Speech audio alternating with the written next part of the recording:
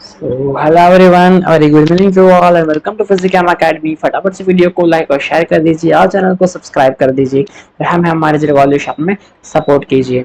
हम लाए आप लोगों के लिए आईआईटी जैन का बिल्कुल free course for physics and for chemistry. जैसे कि आपको पता है कि मैं ऑलरेडी पीरियोडिक प्रॉपर्टीज, बॉन्डिंग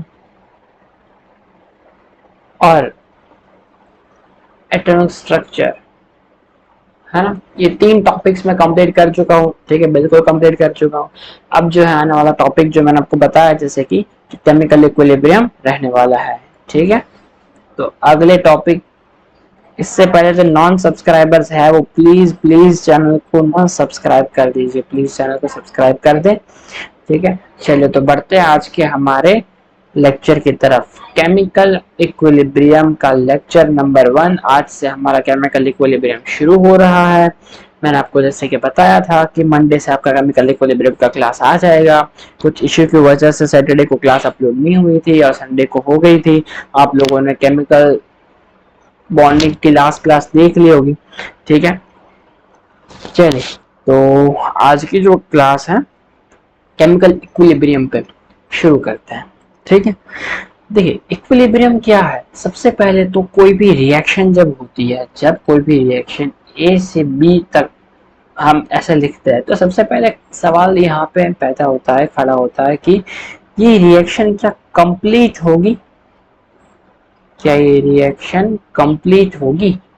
ठीक है, ये सवाल क्यों आता है, क्योंकि जो है हमें काफी रिएक्शन ऐसी देखी गई कि ए से निकलती है लेकिन पूरी कंप्लीट नहीं होती बी।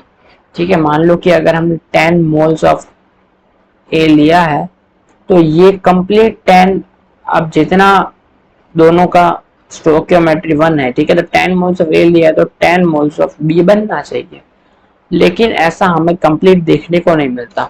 ठीक है, तो यही बात आती है कि क्या ये रिएक्शन कंप्लीट होगी कि नहीं होगी। ठीक है, केमिकल इक्विलिब्रियम हमें एक ऐसी इंफॉर्मेशन के बारे में ऐसी इंफॉर्मेशन देता है, यानी कि इसमें ना हम सारा खेल जो होगा ना वो रेट का होगा। मैं आपको पूरा समझाता हूँ। देखिए थर्मोडायनामिक्स क्या बताता है, थर्मोडायनामिक्स बताता है कि जो रिएक्शन है वो होगी कि नहीं होगी। काइनेटिक्स डिस्कस करता है कि इसमें जो है हमें कितना वक्त लगेगा, ये वो वगैरह। ठीक है, और इक्विलिब्रियम बताता है कि रिएक्शन कितनी कंप्लीट होगी, कहाँ तक जाएगी। ठीक है, ये हमें बताता है कौन, इक्विलिब्रियम। ठीक है, तो इसमें सारा खेला जो होता है ना ये रेट का होता है। क्यों इक्विलिब्रियम में रेट क्यों आया, ठीक है, उसके तो काइनेटिक्स पढ़े रहे हैं अलग से। ठीक है, लेकिन हाँ काइनेटिक्स में जो है वो हमें टाइम के बारे में डिस्कस तो करते हैं, लेकिन इक्विलिब्रियम जो है ना वो रिएक्शन कितनी हो रही है, कितनी जा रही है। ठीक है, वो चीज जो होती है वो हमें काफी रेट से रिलेट करके होती है। ठीक है, बताता हूं मैं किस तरह से। मान असल में ना प्रोसेस जो होती है, प्रोसेस दो तरह की होती है। बहुत ही इजी चैप्टर है। ठीक है, केमिकल इक्विलिब्रियम जैम में एक आध क्वेश्चन आ जाता है इक्विलिब्रियम से। ठीक है, इसके बाद जो हम थर्मोडायनेमिक्स शुरू कर देंगे, ये टॉपिक जो बस 4-5 दिन चलेगा फिर आराम से खत्म हो जाएगा। ठीक है, इसके बाद जो हम थर्मोडायनेमिक्स शुरू करने वाले हैं। तो और केमिकल इक्विलिब्रियम जो है वो ज्यादा वेटेज नहीं है, लेकिन हाँ केमिकल आयोनिक और फेज तीनों इक्विलिब्रियम जब मिल जाए तो कुछ ठीक ठाक वेटेज बनता है इनका। ठीक है, इनके क्वेश्चंस इक्विलिब्रियम के होते हैं वो जेई लेवल के ही आते हैं, जैम में कोई हार्ड एंड फास्ट कोई ऐसे हाई लेवल के नहीं आते। ठीक है, तो प्रैक्टिस में भी आप अगर चाहे तो कोई भी आपका पास जेई का मटेरियल पड़ा है तो उसमें से भी आप कर सकते हैं। ठीक है, प्रिपरेशन इक्विलिब्रियम की सिर्फ, क्योंकि इक्विलिब्रियम में जो है वो ज्यादा एडवांस नहीं आता, बस ऐसे ही कुछ आ जाता है। ठीक है, तो जेई लेवल के क्वेश्चंस आते हैं जैम में भी, इक्विलिब्रियम में। देखिए प्रोसेस जो होती है ना दो तरह की होती है, दो किस्म की होती है। एक होती है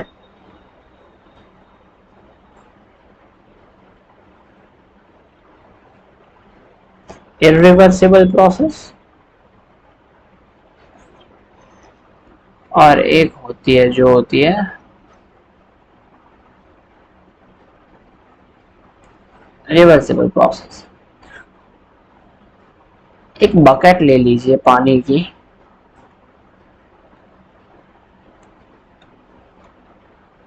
ठीक है, इसमें पानी भरा हुआ है। अब यहाँ पे एक छेद बना दीजिए, क्या यहाँ से पानी निकलेगा? क्या यहाँ से पानी निकलेगा? क्या निकलेगा? निकल रहा है, ठीक है, निकल रहा है ना। चलिए, अब एक यहाँ पे एक और बकेट ले लेते हैं। यहाँ पे ऊपर एक टैप लगा देते हैं, ठीक है, और यहाँ पे भी एक होल बना देते हैं। ये बकेट भरी हुई है, ठीक है। देखिए, होल दोनों जगह हमने बनाया है, यानी दोनों जगह से पानी निकलने वाला है, ठीक है। इरिवर्सिबल प्रोसेस में क्या होता है कि यहाँ पे जो प्रोसेस होती है ना, वो बस जो होती है वो सिंगल डायरेक्शन में होती है, बस एक ही डायरेक्शन, फिर वो गया, तीर निकल गया, निकल गया, फिर वापस नहीं आ सकता। ये मुड़ के, यानी ए से बी तो जाता है लेकिन बी से ए नहीं आ सकता, ठीक है। ऐसे प्रोसेस होती है इसकी। लेकिन यानी अगर यहाँ पे हमने होल बना दिया तो पानी निकल जाएगा, लेकिन वापस अंदर तो आ नहीं पाने वाला, ठीक है। वापस तो ये मतलब ये बकेट अगर एम्प्टी हो गई, ठीक है, अगर सिर्फ हमने इतने को सिस्टम माना है और ये बकेट अगर एम्प्टी हो गई, तो फिर उसके बाद जो है इसके अंदर वापस से पानी जो है वो नहीं आ सकता, ये एम्प्टी ही रहेगी। लेकिन अगर जो है हमने यहाँ से टैप को ओपन कर दिया, ठीक है, पानी इसमें गिर रहा है और यहाँ पे हमने होल कर दिया, तो पानी निकलता भी जा रहा है, ऊपर से ऐड भी होता जा रहा है, ठीक है। पुराने मॉलिक्यूल्स निकल रहा है, नया वाटर आ रहा है, ठीक है। तो ये जो होता है ना, ये हम कह सकते हैं कि ये रिवर्सिबल है, ठीक है, क्योंकि ये निकल भी रहा है पानी और वापस से ऐड भी हो रहा है, ठीक है। यानी ए से बी तो जा रहा है लेकिन बी से ए भी आ रहा है, अंदर से बाहर जा रहा है, बाहर से अंदर भी आ रहा है, ठीक है। वो यहीं से वापस आ रहा है कि ऊपर से आ रहा है, उससे कोई मतलब नहीं है, ठीक है। ये एम्प्टी भी हो रहा है और भर भी रहा है, ठीक है, यानी दोनों तरफा प्रोसेस है, ठीक है, दोनों साइड ये मूवेबल है, तो इसको बोलते हैं रिवर्सिबल प्रोसेस। अच्छा, रिवर्सिबल प्रोसेस जो होती है ना, वो जो है ऐसे कैपेसिटी रखते हैं, ठीक है, वो अलाउड होते हैं कि ए से बी जाए, फिर बी से ए भी आ सकते हैं। लेकिन जब ऐसा हो कि अब ना तो वो ए से बी जा सकता है और ना तो वो बी से ए जा सकता है, मझधार में बिल्कुल ही स्टॉप हुआ है, ठीक है, एक भी नहीं जा सकता, दोनों है बिल्कुल स्टॉप हो गया है, दोनों के बीच में जो है एक कंडीशन बन गई है जहां पे जो है वो सब कुछ रुक गया है। अब ना तो ए की साइड जा रहा है ना तो कंप्लीट बी की साइड जा रहा है, ठीक है। इक्विलिब्रियम यही होता है कि जब ये एक प्रोसेस जो है एक ये तो हमने ठीक है प्रोसेस देखी थी, रिएक्शन बिल्कुल ऐसी तरह से होता है कि जो जब ए से बी रिएक्शन होती है, ठीक है, तो ऐसी अगर रिएक्शन हो कि वो बी से ए भी जा सकती है, ठीक है। अब इसको ध्यान से जरा समझिएगा और सुनिएगा, ठीक है, कि इसमें किस तरह से होता है कि ए से बी जब रिएक्शन हम ड्रॉ करते हैं, इसको शुरू करते हैं, तो अगर वो रिएक्शन ऐसी है कि बी से ए भी जा सकती है, ठीक है, भले कम अमाउंट में ज्यादा अमाउंट में, ठीक है, लेकिन जा सकती है, तो ये क्या करेगी, ए से बी जाने की कोशिश करेगा और बी से जो है वो ए जाने की कोशिश करेगा, ठीक है। ये जो है चीज, इस वजह से ना तो ये कंप्लीट बी की तरफ जा पाता है ना तो कंप्लीट ए की तरफ जा पाता है, ये जो है कहीं बीच में यहाँ पे रुक जाता है, और ये बीच में जहां पे रुकता है यही पोजीशन को बोलते हैं इक्विलिब्रियम। क्या बोलते हैं? इसी पोजीशन को इक्विलिब्रियम बोला जाता है। अब इक्विलिब्रियम जो है वो किस तरह से अटेन होता है, क्या होता है, ठीक है, ये मैं आपको धीरे धीरे बताता चलूंगा, लेकिन पहले समझ लीजिए कि एग्जैक्टली इक्विलिब्रियम है क्या, ठीक है। इसको जरा ध्यान से और प्रॉपर वे में समझ लीजिए, ठीक है। अब जरा देखते हैं कि इक्विलिब्रियम तो ये हो गया। अब जो इक्विलिब्रियम है ना, वो दो तरह का इक्विलिब्रियम है, एक होता है स्टैटिक इक्विलिब्रियम और एक होता है डायनामिक इक्विलिब्रियम। स्टैटिक इक्विलिब्रियम क्या होता है, यानी कि अगर जो दो बॉडीज एक दूसरे के बिल्कुल ही स्टेबल रही है तो उनके बोलते हैं स्टैटिक इक्विलिब्रियम। फॉर एग्जांपल, अगर यहाँ पे एक बकेट है, वो भरी है, ठीक है। क्या इसका वॉल्यूम चेंज हो रहा है? क्या इसका वॉल्यूम घट रहा है या बढ़ रहा है? ऐसा कुछ भी हो रहा है? नहीं हो रहा। ठीक है। ये जो वाटर है ना, ये उसका वॉल्यूम इतना का इतना ही है, वो कोई भी चेंज में नहीं जा रहा, ना तो वो निकल रहा है ना तो इसमें कुछ ऐड हो रहा है। ये जो है एक तरह से इक्विलिब्रियम में है। ठीक है। इसे कहते हैं स्टैटिक इक्विलिब्रियम, क्योंकि इसमें जो है वाटर की कोई मूवमेंट नहीं हो रही है। ठीक है। डायनामिक इक्विलिब्रियम क्या होता है? मान लीजिए यहाँ पे एक बकेट है, यहाँ पे हमने एक होल कर दिया, पानी यहाँ से निकल रहा है 10 मीटर पर सेकेंड। ठीक है। यहाँ पे इतना पानी है, ऊपर से हमने एक नल भी लगा दिया। ठीक है। इसको भी ना हमने ओपन कर दिया है, और यहाँ से भी पानी जो गिर रहा है वो है 10 मीटर पर सेकेंड। तो क्या आपको लगता है कि इसका वाटर का लेवल चेंज होगा? वाटर का लेवल जो है वो इतना का इतना ही रहने वाला है। ठीक है। तो यहाँ भी जो है वो कोई भी प्रोसेस में अंदर जा रहा है कि नहीं जा रहा, ठीक है, उसका वाटर का लेवल जो है, अगर वो प्रोसेस में अंदर जा रहा है फिर भी लेवल चेंज नहीं हो रहा, तो ये जो है ये एक इक्विलिब्रियम स्टेज पे पहुंच गया है, जहां के बाद उसका कोई भी लेवल जो है वो चेंज नहीं हो रहा। अब चाहे प्रोसेस करो, अब कोई भी आगे किसी भी डायरेक्शन में नहीं बढ़ रहा। ठीक है। ये भी ना तो इसका वॉल्यूम बढ़ा पा रहा है और ये ना तो इसका वॉल्यूम घटा पा रहा है, दोनों जो है वो इक्वल हो चुके हैं और एक पोजीशन में मिली, इक्विलिब्रियम स्टेज मिला है। ठीक है। इसको डायनामिक इक्विलिब्रियम इसलिए बोलते हैं बिकॉज मॉलिक्यूल्स जो है वो तो मूव कर ही रहे हैं, लेकिन दोनों तरफा स्पीड इक्वल है। इस वजह से पुराने मॉलिक्यूल्स जा रहे हैं, नए मॉलिक्यूल्स आ रहे हैं, और इस वजह से हमें जो है दोनों की स्पीड इक्वल होने की वजह से हमें यहाँ पे इक्विलिब्रियम नजर आ रहा है, डायनामिक इक्विलिब्रियम। और यहाँ पे कोई भी मूवमेंट नहीं हो रही, कोई भी मोशन नहीं हो रहा है, इनके बीच में कोई प्रोसेस नहीं हो रही, ये बिल्कुल ही कोई भी चेंज भी नहीं आ रहा है, ये बिल्कुल स्टैटिक इक्विलिब्रियम है। ठीक है। लेकिन हम पढ़ते हैं डायनामिक इक्विलिब्रियम, क्योंकि रिएक्शन तो होती है, एक जगह से दूसरी जगह जाती है।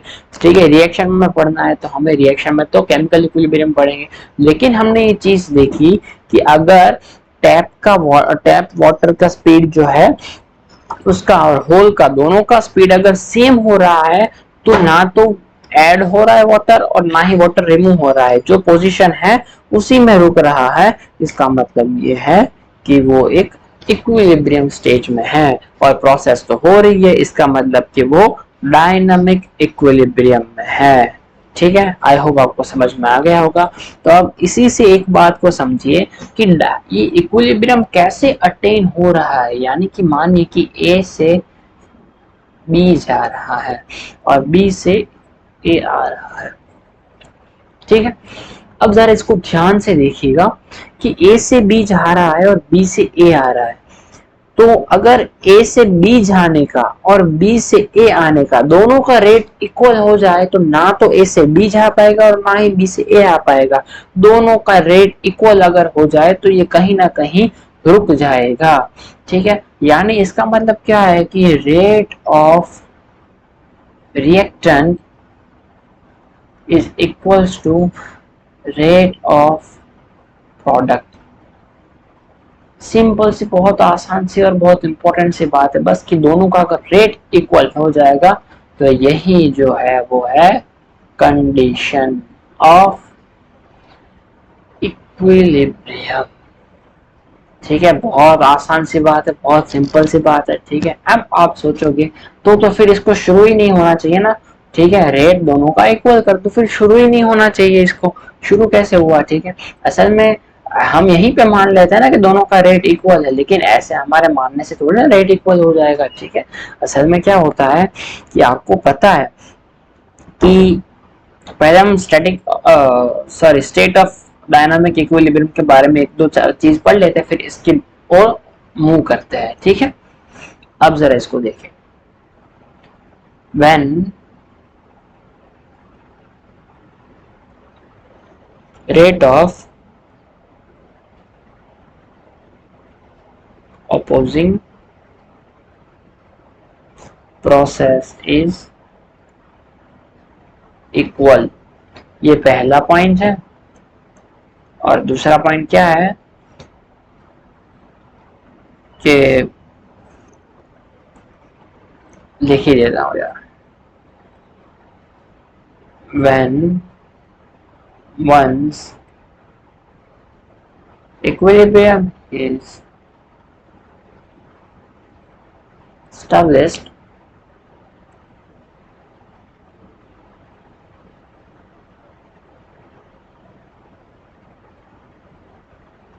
concentration of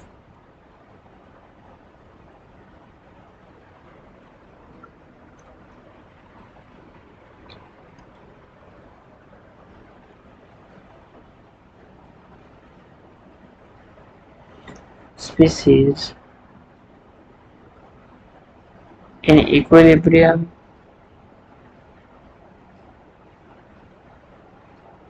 do not change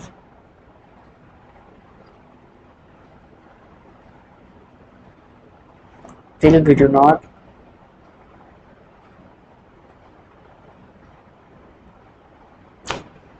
मैं यार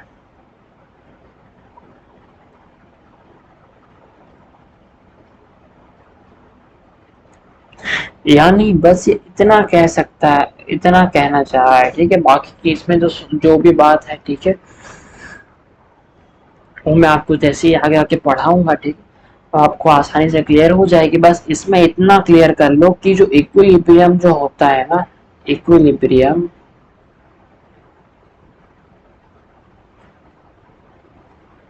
can only be affected by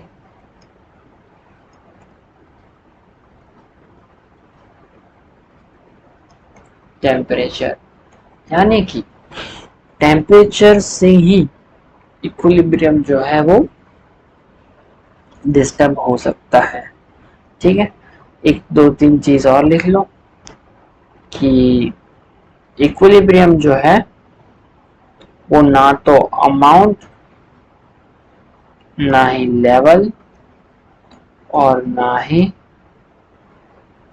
initial concentration पर डिपेंड करता है। इन तीनों चीजें पे डू नॉट डिपेंड। कौन? इक्विलिब्रियम, ठीक है। इक्विलिब्रियम डिपेंड नहीं करता। और change of pressure don't disturb equilibrium. Pressure change करने से भी इक्विलिब्रियम चेंज नहीं होता। जैसे कि आपको पता है, बहुत सिंपल सी बात है। मैं एक रिएक्शन लिखता हूँ यहाँ पे, A moles of A plus B moles of B, reversible लेंगे C moles of C plus B moles of D, ठीक है। मान लीजिए कि रिएक्शन है। अब अगर मैं लिख दूं कि rate of reactant is equals to rate of product, अगर इन दोनों का रेट, या फिर फॉरवर्ड रिएक्शन बोल दो, फॉरवर्ड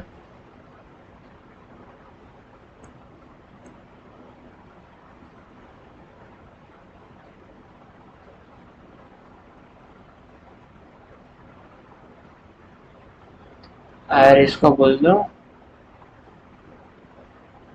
बैकवर्ड रिएक्शन,